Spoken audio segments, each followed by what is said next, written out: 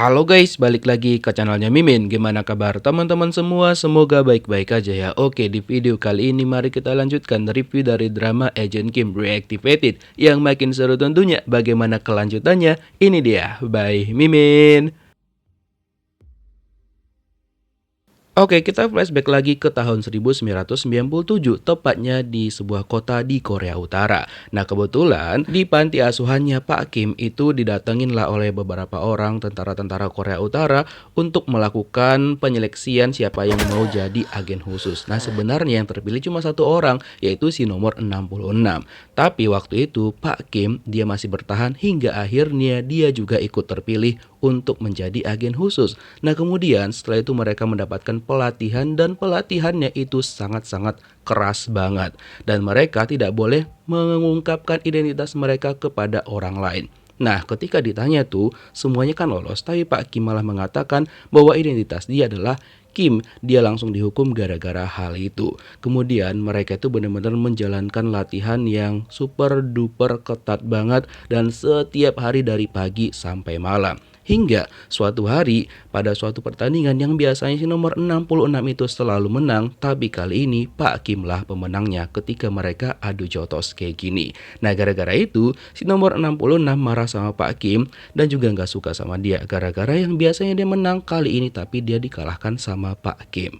Terus kan di suatu malam tuh ending pelatihannya untuk memilih siapakah agen khusus yang benar-benar lulus, mereka itu malah sengaja dihilangkan nyawanya. Ya, pada waktu itu Pak Kim dan juga nomor 66 selamat dari hal tersebut. Makanya mereka setelah itu mengikuti pelatihan lebih lanjut lagi untuk siap ke medan perang. Hingga akhirnya mereka berdua dewasa dan kebetulan pada waktu itu mereka mendapatkan tugas nih untuk pergi ke Korea Selatan dalam operasi gabungan. Ya udah, pergilah mereka ke Korea Selatan di mana mereka itu harus memburu seseorang di sana dan mereka pergi mengendap-endap hingga akhirnya pas malam hari mereka sampai di lokasi yang disebutkan dan mereka menuju ke sebuah rumah gitu dan mereka berhasil masuk ke dalam. Dan ketika mereka masuk ke dalam rumah tersebut, ada seseorang yang duduk di dekat jendela dan pada waktu itu Pak Kim ngedor orang tersebut. Tapi kok nggak ada pergerakan? Nah, si nomor 66 curiga dong. Lalu dia mengecek yang ternyata itu adalah boneka dan dia di sini agak lengah yang biasanya dia cekatan banget karena di situ ada bom dan akhirnya bom itu meledak. Insiden itulah yang membuat si nomor 66 kehilangan nyawanya. Jadi cerita yang mengatakan bahwa Pak Kim berkhianat itu nggak sama sekali. Tapi dia menyelamatkan temannya cuma yang nggak bisa lagi diselamatkan. Oke, makanya adik si nomor 66 ini udah dicuci otaknya sama orang Korea Utara sehingga dia memburu Pak Kim sampai sekarang. Dan pada waktu itu untung aja kan si Sangha dan juga Bapak Laundry itu mengikutin si orang Korea Utara sehingga mereka tahu kemana perginya dia hingga akhirnya mereka menghentikan serangan si orang Korea itu kepada Pak Kim dan juga Hansu. Kemudian Pak Kim bilang tuh sama mereka kan dia lagi nyari Minji karena Minji itu tiba-tiba diculik, dia nggak tahu siapa yang nyulik makanya ntar dia nyerahkan diri setelah dia menemukan Minji. Nah, pada waktu itu Sangha dan juga Pak Laundry itu mereka berusaha menghentikan si orang Korea Utara itu karena kan dia terus-terusan mengejar Pak Kim. Lalu Pak Kim dan juga Hansu langsung pergi kabur dari sana. Ya, walaupun sebenarnya Sang A sama Pak Laundry itu kan bertugas untuk menangkap Pak Kim, tapi karena alasan Pak Kim untuk Minji jadi mereka kayak membiarkan dia pergi gitu aja. Dan untung juga si Bapak Laundry itu selamat karena dia sempat kedor sama orang Korea Utara itu. Ya, untung dia pakai ya rompi anti peluru ya kan. Nah, sementara itu Pak Kim dan juga Hansu langsung pergilah mencari di mana keberadaan Minji melanjutkan misi mereka. Walaupun Pak Kim sebenarnya sempat kedor di bagian perutnya dia dan pada saat di perjalanan tiba-tiba aja mereka didatangin sama Jinchol. Dia pengen ikutan juga. Pokoknya dia nyerocos saja selama perjalanan sampai-sampai Hansu tuh kupingnya kayak aduh malas banget mendengarkan ocehan dari Jinchol. Oke, setelah itu Jinchol bilang kita bakal pergi kemana? Kata Hansu kita bakal pergi ke stasiun Huasin untuk mencari tunawisma yang dibilang waktu itu kan, ini si tunawismanya yang memungut HP-nya si Minji. Lalu ditanyalah sama Pak Kim di mana dia menemukan HP itu, dan dia bilang ya di tong sampah, kan ada seseorang yang membuangnya di sana. Dan ditanya sama Pak Kim, ciri-cirinya bagaimana orang tersebut. Terus dibilang sama si tunawisma ini, ciri-cirinya dia nggak tahu persis, cuma orangnya gede, terus rambutnya itu diikat, dan mobil yang mereka pakai adalah mobil yang ini, BMW putih, yang ternyata itu adalah mobil dari si Gigi Emas dan juga anggota-anggotanya. Kemudian Hansu mencoba untuk mencari tahu tuh mobil tersebut, dan akhirnya mereka menemukan orang-orang yang mencurigakan. Dan untung aja orang yang mereka cari itu adalah orang yang tepat banget. Tapi masalahnya mereka belum mengetahui di mana posisi dari orang-orang itu sekarang. Hansu masih berusaha. Dan untuk si Gigi Emas, dia bersama dengan anggota-anggotanya sudah berencana untuk memindahkan tubuhnya Minji di lokasi yang dingin banget gitu loh, kayak di gudang pendingin. Dan pas dia lagi ngobrol sama anggotanya menawarkan kentang yang ternyata dia trauma banget sama kentang. Kenapa? Ini penjelasannya.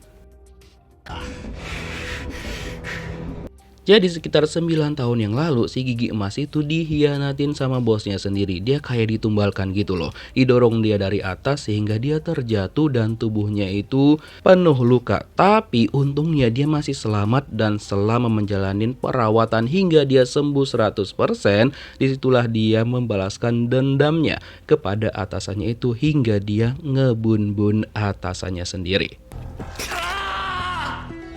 Sejak saat itulah dialah yang menjadi pemimpin geng tersebut, dan waktu itu ayahnya si Hyeri nelpon dia kan, si Gangchan, untuk meminta bertemu.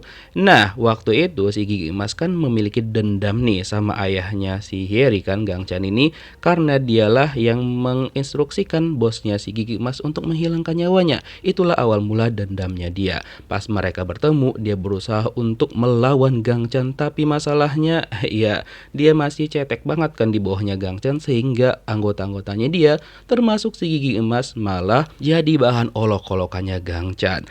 Dan saat itu juga lah kenapa dia benci banget sama yang namanya kentang rebus, karena pada waktu itu Gangchan menghukum dia dengan memasukkan paksa banyak banget kentang-kentang rebus ke dalam mulutnya dia. Makanya waktu itu giginya juga jadi rusak. Setelah itulah dia mengganti giginya dengan gigi emas. Dan itu adalah hutang budi yang sempat dia bilang sama Hyeri kan, tentang dia hutang budi sama ayah Hyeri. Ya bagian ini karena dia dibiarkan hidup, tapi di sisi lain dia juga dendam banget kepada si Gangchan itu.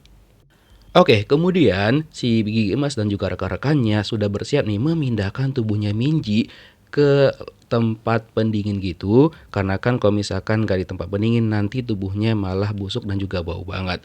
Nah setelah itu mereka masukkanlah tubuhnya Minji ke sana. Sementara itu Pak Kim, Hansu dan juga Jinchol akhirnya berhasil menemukan di mana lokasinya Minji berada. Cuma masalahnya pada waktu itu Gukchol menghalangin mereka. Jadi mobil mereka itu malah diginiin sama dia sehingga perjalanan mereka sedikit terhambat. Nah, yang keluar itu adalah si Hansu, sedangkan Pak Kim itu bersembunyi di sana bersama dengan Jinchol juga. Dan kalian tahu, by the way, si Minji itu ternyata memang beneran selamat, cuma dia masih terkunci di ruangan tersebut. Oke, kita balik lagi ke tempatnya Pak Kim. Jadi Hansu kan yang keluar untuk ngelawan si Gukchol ini. Dengan kemampuan taekwondonya dia juga berusaha mengulur waktu agar Pak Kim bisa kabur dari sana. Dan si Jinchol sebenarnya bisa ngebantuin, cuma dia malah ngeliatin doang dari sana.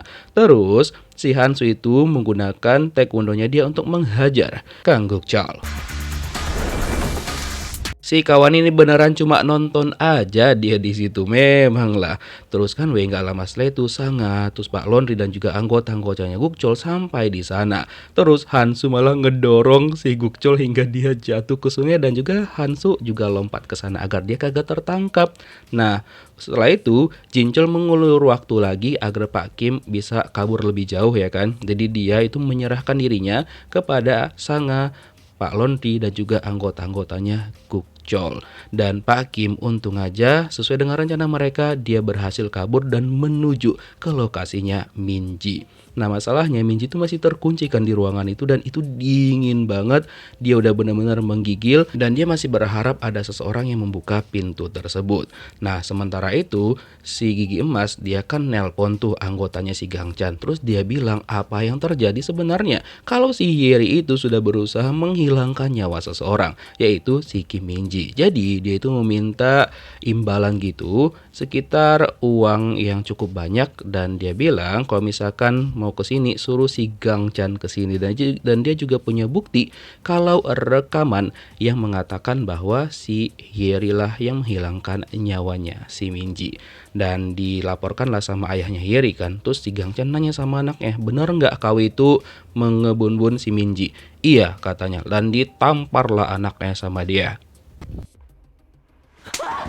Kirain mau dihukum ya kan, tapi tidak guys, dia malah bilang sama anak ya kan, harusnya kau bilang sama ayah, biar ayah yang menghabisi si Minji, nggak usah kau gitu, nggak usah kotori tanganmu dengan itu.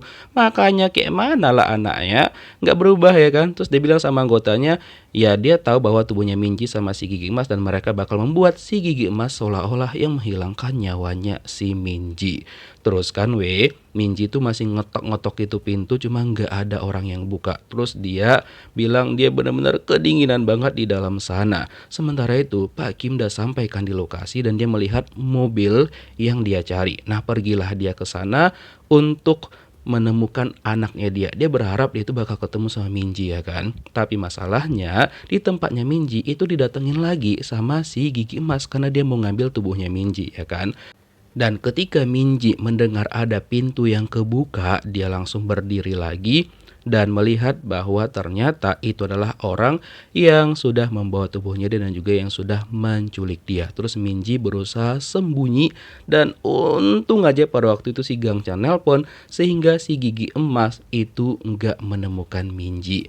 Lalu dia bilang tuh sama si Gigi Emas ya kan bahwa dia bakal pergi ke sana dan mereka bakal kong kali kong gitulah. Dan dia juga berterima kasih sama si Gigi Emas karena sudah menyelamatkan anaknya. Maksudnya ngebantu anaknya si Hyeri kan. Gigi Emas bilang, iya tapi dia butuh imbalan sekitar uang tunai 2 miliar won.